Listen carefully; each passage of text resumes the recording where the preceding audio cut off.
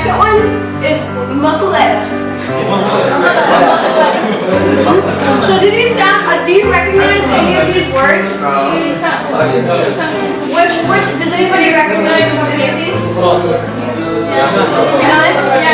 Yeah?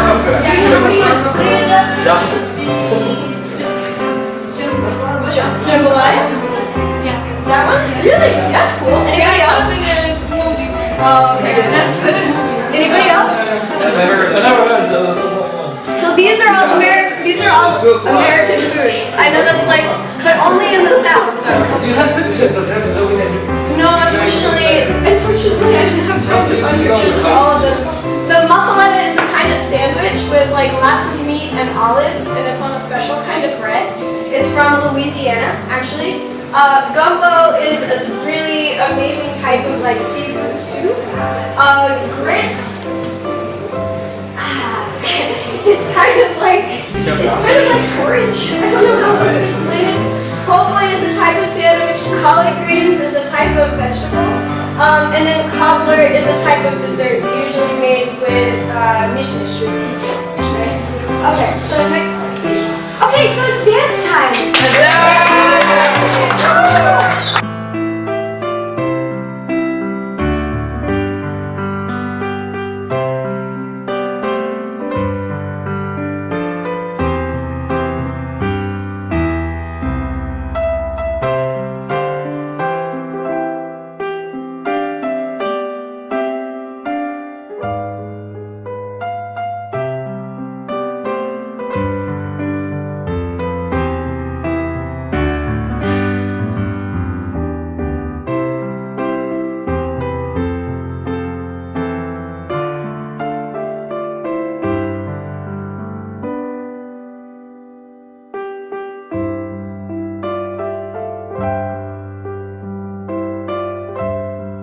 You are man to have your ideas about them, but I would like the idea to... Today I will present for you about our center in Morocco and also our inspiration with study or live in US.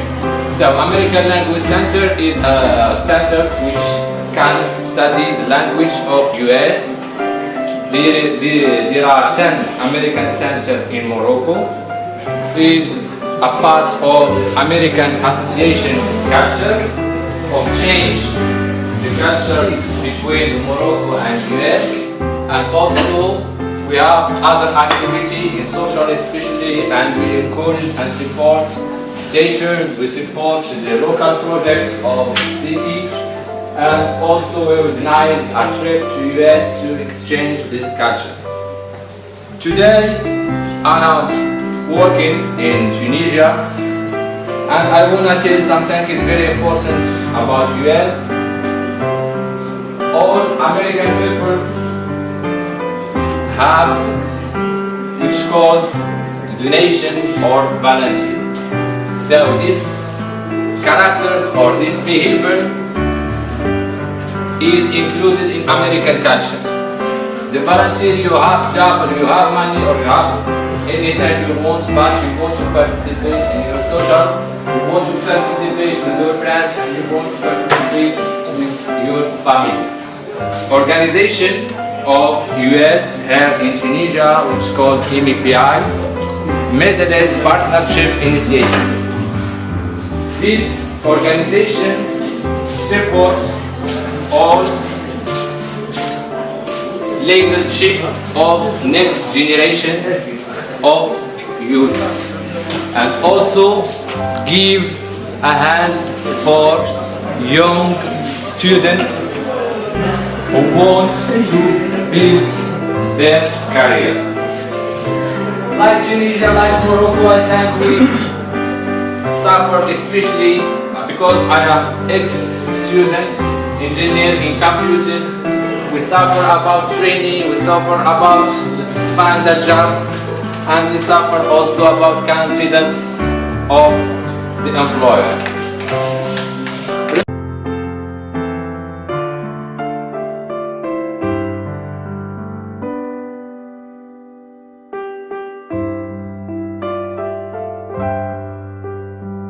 gift of time. Yeah, my question, how our government and US and the world can protect SME from the dominance on the market? SMEs need protection. Mr. Minister, do they need protection, or is competition good for SMEs? I told you, do they need protection? Like to answer that?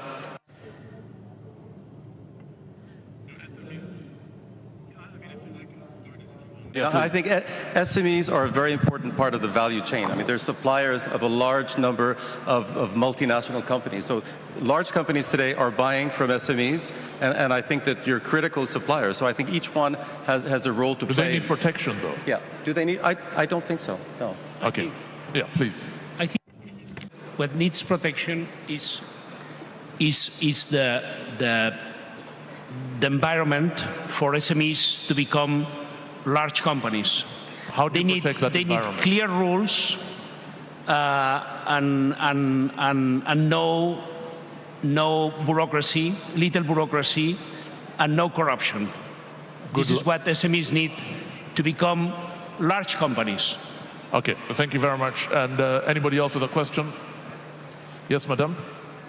If we can get a microphone to her at the very front, please. Thank you. Question, if you can tell me. Right. Okay, fair enough. Let's get any more questions? Any more? Yes, over there, please.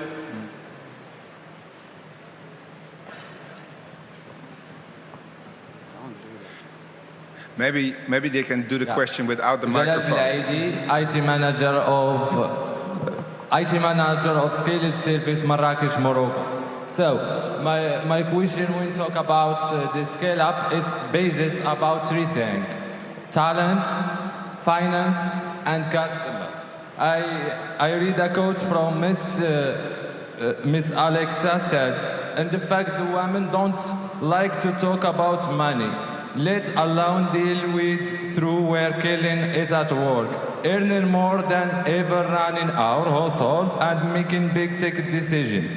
Too many women still worry they'll be judged by what they earn and how they spend it. My question, how can the fairest finance of your book, Mrs. Alexa Van Table, approach about the women of Morocco? Thank you. I want to make sure I heard that question properly. It was, how do I think about personal finances for individuals, and particularly for women in Morocco? Yeah, exactly. How we can overcome our fear of finance. Okay. Sure. So the simplest way to answer that is it doesn't matter where you are in the world. Unfortunately, money is a lifeline to every household. It really is a critical way to stabilize a family.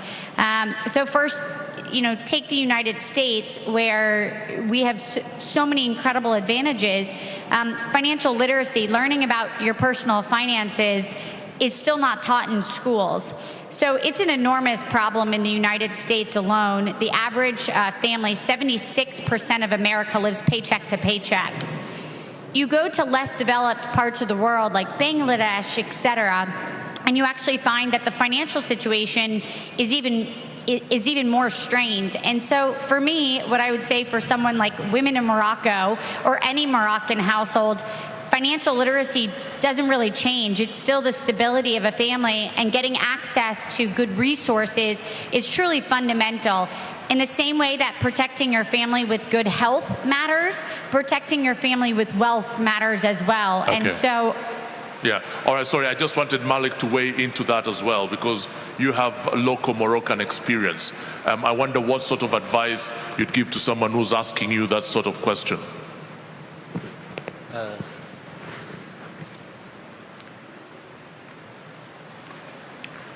I would say that I always think local wherever I am. So I think in Morocco, I'm always close to the market with the local people, and when I am selling abroad, my sales force is always a local sales force. So I'm sorry, but I did not get the question. But there's an issue around women in Morocco. How do they make sure that the financial literacy that they have is applied into their businesses? How do they make sure that they have the right financial approach to their businesses so that even if they're starting a family business, they're able to make sure that it grows as it should? Well, to be honest, I don't see a problem for Moroccan women to work in Morocco. Nowadays, I think there are more and more women in the business. The head of the business community is a woman in Morocco. So I don't really see any reason why a woman would be different from a man in working. So I don't see the problem. Okay, now let me come back to you, Mazen. You've been quiet for a while, but I'm really curious. You've started a business in Africa. I'd like to see you take financial advice on how to set up in the States as well. Do you have those sorts of ambitions of going global? Merci, Sami. Quelle expérience. Thank you, Sami. What an experience. Thank you for your point of view as well. For Sami, it's hard to get up in front of a big audience like this.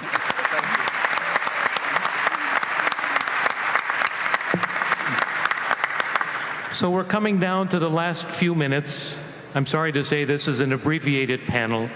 Are the microphone people ready to go? While the microphones get ready, I'll just take this opportunity for one very short commercial break.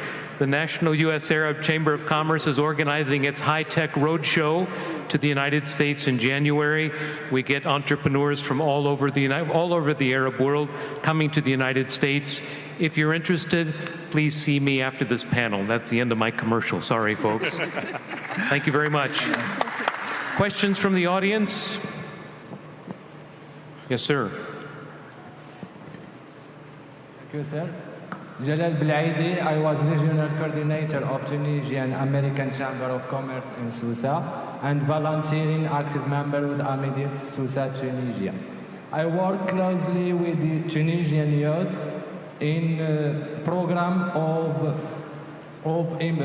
inspiration, young, especially for students who won't follow their study in the United States. I want to answer you, Mr. Abdullawi, about your question, why the young aren't present here.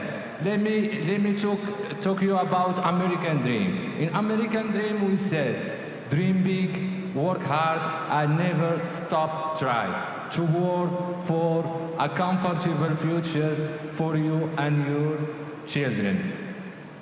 Maybe in Arab country, I won't talk exactly about Morocco and Tunisia. We have two kinds of youth. A youth who still live with their parents, and the parents give them all things. We don't think about how can earn money. And second, young who live in bad situation and fight for earned bread. My question is, especially for the North Africa, we suffer a lot for students who can't speak English. How we can improve the level and develop the student English, especially like English is international language for business. Thank you. Thank you very much. Would anyone like to respond to that very quickly? It's the last question of the panel. Mazen? I think you can, yes, English is the language of business, but also other languages are official languages in the Security Council of the UN and other areas of the world. Don't get stuck into the language. It depends. The most important is for you to think different, for you to be innovative, for you to take risk, and as VP Biden said yesterday, to fall forward, fail forward, but move on. So don't get stuck on the language. Do it in any language as long as you do it right. Thank you, Mazen. And let me also say that in terms of the American dream, there's another component of this that's very, very important. In the United States, we believe in giving everybody a second chance. Whether it's your business and you fail, you get up, you dust yourself off, and you start all over again. And our whole country is based on the premise of giving people a second chance. We don't care why you came to the United States, whether it was economic deprivation, whether it was religious persecution. None of that matters. When you come to the United States, you get a second chance to start your life all over again, and that's a lesson that I think all of us as Americans have learned. Ladies and gentlemen, I'm sorry to say the time is up. Please join me in thanking this panel for today's opportunity.